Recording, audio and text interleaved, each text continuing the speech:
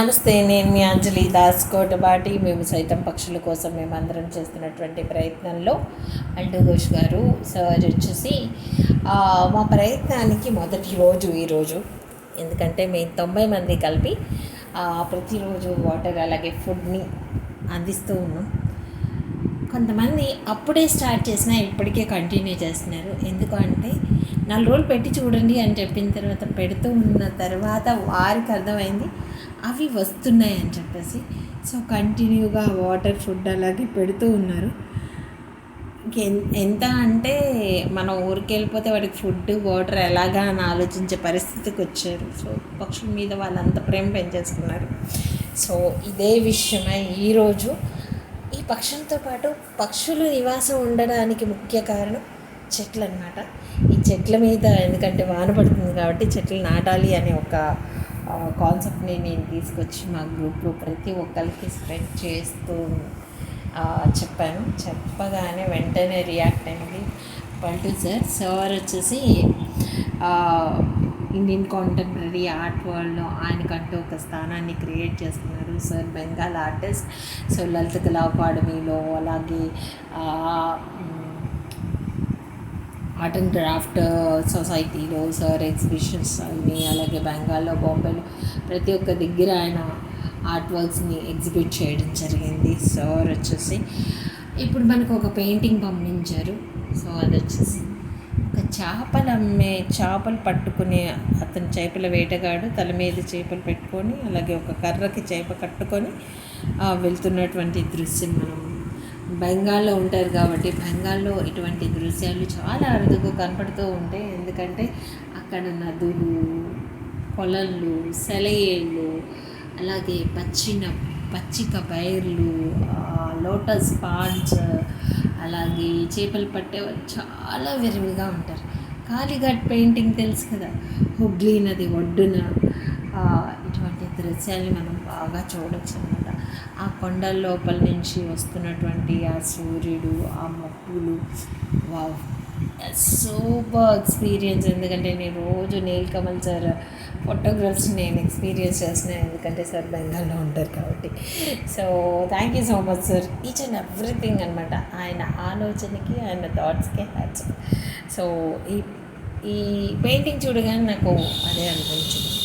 ఇక్కడ చూస్తే మనకి ఇతను చేపలు పట్టుకొని వెళ్తున్నాడు, కానీ ఇతని షర్ట్ మీద కూడా చేపలు ఉన్నట్టు సార్ వేయడం జరిగింది. సో ఫ్యాంటసీ అనమాట. ఆయన ఇమాజినేషన్, ఆయన ఫీలింగ్స్, ఆయన ఎక్స్ప్రెషన్, ఆయనలో ఉన్నటువంటి భావం, ఆయన ఆ ఫీలింగ్స్, ఆ కవిత, సర్రియలిస్టిక్ టైప్ ఆఫ్ పెయింటింగ్స్ అనమాట. బ్రౌన్స్ కానీ సరే ఎక్కువగా టెక్చర్స్ క్రియేట్ చేస్తూ ఉంటారు. టెక్చర్ క్రియేషన్ ఎక్కువ ఉంటుంది. మనం ఈ టెక్చర్ క్రియేషన్స్ ఇక్కడ చూడొచ్చు. మనం వెనకాల బోట్స్ దగ్గర ఈ సీతాకోక చిలుకలు కాదు, తూనీగలన్నీ కలిపి ఈ తామర పుష్పాల మీద ఇలా వాళ్తూ ఉంటాయి అన్నమాట. ఎక్కువగా తూనీగల్ని, చిన్న చిన్న పురుగుల్ని, సీతాకోక చిలుకల్ని సారి ఎక్కువగా చూపిస్తూ ఉంటారు. ప్రతి ఆర్టిస్ట్ ఒక క్యాన్వాస్ మీద కూర్చుంటే అతని ఫీలింగ్, అతని ఎక్స్ప్రెషన్ వేరు ఉంటుంది.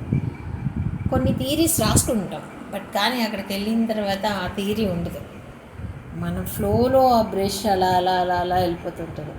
కొంతమంది కనుక అలా థింక్ చేసి ఆల్రెడీ ప్లాన్ చేసుకొని వేస్తే కనుక అది కాపీ వర్క్ అన్నా ఉండాలి, లేకపోతే అది రిపీటెడ్గా ఎక్కడో ఉన్న వర్క్ అన్నా ఉండాలి. ఇక్కడ real feeling, real experience, real emotion, it will be not repeated అనమాట. మన ఫీలింగు, మన ఎక్స్ప్రెషను, మన ఎమోషన్ అనేది ఎక్కడా కూడా రిపీట్ అవ్వదు. సేమ్ ఎమోషన్ ఉండొచ్చు కానీ సేమ్ పెయింటింగ్ మాత్రం రాదు. అందుకే అంటారు వరల్డ్లో ఇది ఒక్క పీసే ఉంటుంది, మళ్ళీ ఈ పీస్ని మళ్ళీ చెయ్యాలంటే దాంట్లో ఎక్కడో చోట ఇదే కలర్స్ కానీ లేకపోతే ఫీలింగ్ కానీ వేరే వేరేగా వస్తాయి, కానీ ఈ పెయింటింగ్ ప్రింట్ తీస్తే తప్పితే. సో అదనమాట. So beautiful painting. సో ఇక్కడ వచ్చేసి సార్ ఇంకో పెయింటింగ్ గీయడం జరిగింది. ఈ పెయింటింగ్లో కూడా అదే ఎక్స్ప్రెషన్ అనమాట. సర్రియలిజం, ఆకులు, ఇక్కడ చిలక వచ్చేసి ఇక్కడ మనం ఒక్కటి గమనించవచ్చు. ఈ లేడీకి లిప్స్, ఆ పక్షి తల రెండు ఒకేలా చూపించారు. Excellent sir, excellent. సో ఇక్కడ మనకి 2 టైప్ ఆఫ్ ఎక్స్ప్రెషన్స్ అంటే ఎల్లోని మేనేజ్ చేశారు, ఇటు పక్క వచ్చేసి ఫుల్ ఐ చేశారు. They have some lot of meanings. ఇక్కడ చూస్తే మనం చాలా డీప్గా అబ్జర్వ్ చేస్తే మాత్రం ఇది హీల్స్ కొండ అన్నమాట, కొండ. సో ఇక్కడ రిపీటెడ్గా ఏదో ఒకటి ఉంటుంది, ఏదో ఒకటి ఇక్కడ చూడొచ్చు సంథింగ్. ఇవన్నీ కూడా చిన్న చిన్న పురుగులు, సీతాకోక చిలుకలు, ఇక్కడ ఒక texture creations, browns, greens, pinks పైన ఇక్కడ. సార్ సూపర్గా ఉంది సార్ పెయింటింగ్ కదా. ఇక్కడ ఈ వైలెట్, ఈ ట్రాన్స్పరెంట్ లాగా వేసినటువంటి ఈ టెక్స్చర్ క్రియేషన్ చాలా అద్భుతం. సో ఇదొక ఫ్యాంటసీ, వెనకాల ఒక కథ ఉంది. ఆ కథని ఆయన ఆ పెయింటింగ్ రూపంలో చేశారు. చెప్పండి కదా, క్యాన్వాస్ మీద కూర్చున్న తర్వాత మనకి ఆ చుట్టూ ఉన్న బాహ్య ప్రపంచంతో మనకు సంబంధం ఉండదు. మనం ఏం ఎక్స్ప్రెస్ చేయాలనుకుంటున్నాం, ఏ ఫీలింగ్ని క్యాన్వాస్ మీద పెట్టాలనుకుంటున్నామో అది మాత్రమే పెడతాం. కొంతమంది ఆర్టిస్టులు నెలల తరబడి వర్క్ చేస్తూ ఉంటారు. మనం అనుకునేది వేరు, తర్వాత మధ్యలో వచ్చేది వేరు, చివరికి ఇంకోలా వస్తుందన్నమాట. ఒక్కొక్క రోజుకు ఒక్కొక్క ఎమోషనల్ ఫీలింగ్ అనేది చేంజ్ అయిపోతూ వస్తుంది. ఇక్కడ నేచర్లో ఉన్నటువంటి ప్రతి ఒక్క పురుగుని, ఇన్సర్ట్ని సార్ ఇక్కడ ఒక హ్యూమన్ బాడీలో చూపించారు. ఇక్కడ మనకు ఒకటే గమనించాలి, నేచర్లో మనం లేము, నేచరే మనం కూడా జంతువులాగా, పక్షుల్లాగా, చెట్లలాగా మనం కూడా ఒక యానిమల్ అనమాట. అంటే మనకు అర్థమవుతుంది, మనం మాట్లాడుతున్నాం, మనం ఎక్స్ప్రెస్ చేస్తున్నాం, మనం బైక్స్ క్రియేట్ చేసుకున్నాం, కార్లో వెళ్తున్నాం, ఫ్లైట్లో వెళ్తున్నాం. బట్ వాటికన్నిటికీ కార్లు, ఫ్లైట్లు ఇవన్నీ అవసరం లేదు. వాటికి అవి వెళ్ళిపోగలవు, పక్షులు ఎగిరెళ్ళగలవు, జింకలు అవన్నీ ఒక దగ్గర నుంచి ఇంకో దగ్గరికి ట్రావెల్ చేసి వెళ్ళగలవు. మనకి ప్రతి ఒక్క వాహనం ఎక్కిన తర్వాత ఏదో ఒక ప్రమాదం లాగే జంతువులకు కూడా వేరే జంతువుల నుంచి ప్రమాదం ఉంటుంది. దారిలో వెళ్ళేటప్పుడు జాగ్రత్తగా వెళ్ళాలి. సో లేకపోతే యాక్సిడెంట్స్ అవుతాయి. ఇలాగా జంతువులకి పులులు ఎదురవుతాయి, పాములకి గద్దలు ఎదురవుతాయి, ఇంకా చాలా వాటికి చాలా అన్నమాట. ఓ చెట్టుకి అది బాగా పెరుగుతుంది అన్నట్టు ఇంకో జంతువు వచ్చి తినేస్తుంది. సో చిన్న లైఫ్ చాలా బ్యూటిఫుల్గా జీవించవచ్చు. బట్ కానీ మనకి చుట్టుపక్కల ఉన్నటువంటి వాతావరణాన్ని ఎక్కువగా పట్టించుకొని, ఎక్కువగా ఎమోషనల్గా ఫీల్ అయ్యి, మనం ఇంకేదో అనుకొని మన లైఫ్ని చాలా గజిబిజి గందరగోళంగా చేస్తున్నాం. సో ఈ పక్షులు అనే ఒక బ్యూటిఫుల్ కాన్సెప్ట్లో మేము ఎంటర్ అయిన తర్వాత మా లైఫ్లో కూడా చాలా బ్యూటిఫుల్గా తయారైనాయి. సో ఇది పాల్టూ సార్ యొక్క బ్యూటిఫుల్ 2 పెయింటింగ్స్ అన్నమాట. సో ఇక్కడ సార్ మొక్క నాటడానికి రెడీగా ఉన్నారు. మొక్కని తీసుకొచ్చారు సార్, తీసుకొచ్చి కొనుక్కొచ్చారో లేకపోతే మొత్తానికైతే కుండీలో ఇవన్నీ రెడీ చేస్తున్నారు, మట్టి అంతా కూడా. సో చేసేసారు, మొక్క నాటేస్తున్నారు.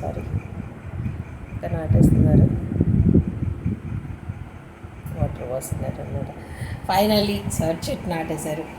మా మొదటి ప్రయత్నం, మొదటి అడుగు సార్తోనే స్టార్ట్ అయింది. సో ఇది సక్సెస్ఫుల్గా ప్రతి ఒక్కరి దగ్గర నుంచి రావాలని గాయత్రి మేడం గారు కూడా ఒక కార్యక్రమంలో పాల్గొంటున్నారు. సీడ్స్ జల్లే ఇదిలో ఉన్నారంట. సో మా వాళ్ళు చాలామంది కూడా, అంటే మా గ్రూప్లో వాళ్ళందరూ కలిసి కొన్ని సీడ్స్ని దగ్గర పెట్టుకున్నారు. ఆ మామిడికాయలు ఇవన్నీ తినేసిన తర్వాత ఉంటాయి కదా, శుభ్రంగా నీట్గా కడిగేసి ఎండలో ఎండబెట్టేశారు. మొత్తానికైతే వానాకాలం రాగానే అవి ఇది చేసేస్తారు.